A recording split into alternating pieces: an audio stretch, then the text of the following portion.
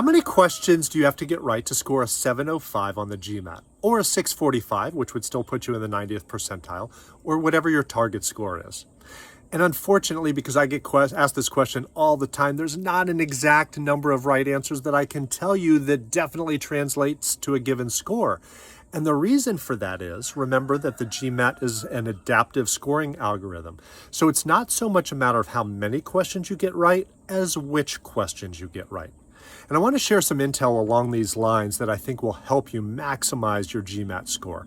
I just got back from a conference at the GMAT headquarters in Reston, Virginia, and learned from their lead psychometrician, who sort of pulled back the curtain and showed us how the sausage is made, so to speak. And he presented two hypothetical candidates, right, to illustrate how it works. Candidate A and Candidate B. And they each get 4 out of 5 questions right. So imagine a GMAT exam of just 5 questions, and you only miss one question. But Candidate A missed the easiest question, while Candidate B missed the hardest question. Who is going to be set up for the higher potential score? The Candidate B, who actually missed the hardest question, is, ironically, still set up to have the higher score. And you might say, hey, but he couldn't answer the hardest question. Yeah, but that's okay because he didn't miss the easiest question. And the system seems to penalize you for missing the easiest question, because if you're going to be a 95th percentile test taker or a 90th percentile test taker, if you want scores in the mid to upper 600s or even crack 700, you have no business missing the easiest question on the exam, right? You should be able to do that. Now, I get it. Nerves, anxiety, maybe you make a careless error, but here's the take-home point. To the extent that you can control it, don't miss the easiest one.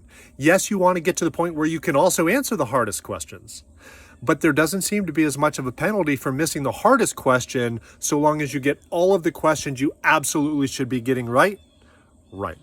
So let's extrapolate that out and prove this point a little bit further. They showed us some numbers on the quant section, for example, where you answer 21 questions.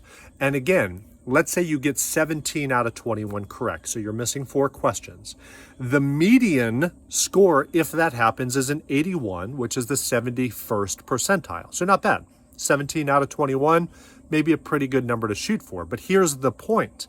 The range of people who do that goes all the way down to a score of 70, a raw score of 70, which is the 14th percentile.